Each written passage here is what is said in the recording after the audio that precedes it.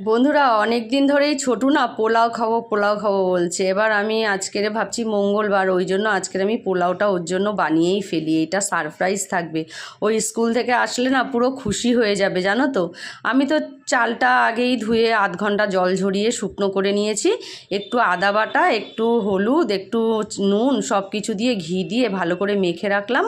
আর এবার কড়ার মধ্যে একটু ঘি দিয়ে কাজু কিশমিশটা ভেজে নেব। গোটা গরম মশলা, তেজপাতা ফোড়ন দিয়ে চালটা ভালো করে ভাজা ভাজা করে নিয়ে, আর 2 কাপ আমি চাল নিয়েছিলাম, 4 কাপ উষ্ণ গরম জল আমি দিয়ে দেবো। এই জলটাই তো মাপে দিতে হয়, তোমরা সবাই জানো।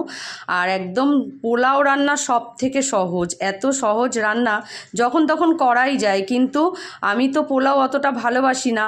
আর যাই হোক, বাচ্চাটা অনেক দিন ধরে খাবো খাবো করছে, আজকের তো একদম সারপ্রাইজ হয়ে যাবে। আর সঙ্গে থাকবে পনিরের তরকারি। আর পোলাওটা কিন্তু খুব ঝটপট হয়েও গেল বলো। একটু ঢাকা চাপা দিয়ে বেশি না 10-15 মিনিট রেখেছি। দেখো কত সুন্দর, কয়েকটা কাঁচা লঙ্কাও দিয়ে দিলাম ওর মধ্যে। একদম কাঁচা লঙ্কাটা দিয়ে একটু ঘি দিয়ে একদম ঝরঝরে পোলাও আমার রেডি। এবার নামিয়ে নেব। দেখো কত সুন্দর ঝরঝরে হয়েছে। আমি হলুদটা বেশি দিইনি, হলুদটা আমি সামান্যই দিয়েছি। আর মানে অনেকটা হলুদ হয়ে গেলে আমার অতটা ভালো লাগে না, পনিরের তরকারির সঙ্গে খাবে কোনো ব্যাপার না। যাই হোক, পোলাওটা আমার মেয়েকে দিয়ে টেস্ট করিয়েছিলাম, বললো তো দারুণ হয়েছে। আর তোমরা কিভাবে পোলাও রান্না করো, আমার মতন করো কিনা প্লিজ কমেন্ট করে বলো। আমি তো একদম সিম্পলভাবে পোলাওটা বানালাম, দেখে তো মনে হচ্ছে দারুণ হবে। চলো বন্ধুরা, শুভ দুপুরের শুভেচ্ছা।